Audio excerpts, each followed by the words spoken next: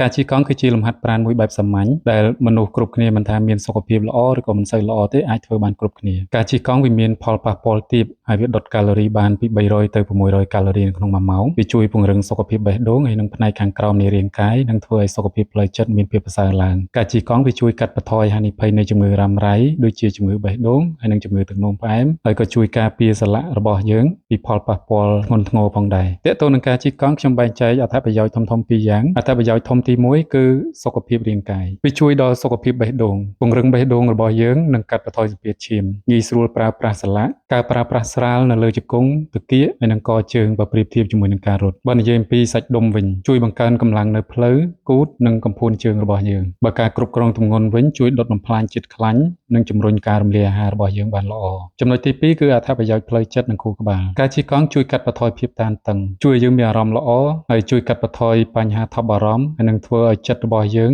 មានភាពស្រស់ថ្លាល្អការជិះកង់ជួយដល់ការគេងឲ្យមានភាពប្រសើរឡើងជាងមុនការជិះកង់ជួយដល់ការផ្ដោតអារម្មណ៍ច្បាស់បង្កើនលំហូរឈាមទៅកាន់ខួរក្បាលដើម្បីបង្កើនការចងចាំហើយនិងការគិតអញ្ចឹងតើតើនឹងការហាត់ប្រាណមិនថាមួយណាល្អជាងមួយណាទេគឺស្ថិតនៅលើគោលដៅរបស់យើងហើយនិងស្ថានភាពសុខភាពរបស់យើងទេបងប្អូនអញ្ចឹងបងប្អូនអ្នកគ្នាអាចជ្រើសរើសវិធីណាក៏បានដែលបងប្អូនអ្នកគ្នាអាចធ្វើបានទៀងទាត់ហើយសុខភាពរបស់បងប្អូនអ្នកគ្នាអាចទៅរួចអ្វីដែលសំខាន់បងប្អូនអ្នកគ្នាត្រូវចាំថាការធ្វើលំហាត់ប្រាណតែ 20% ទេរបបអាហារ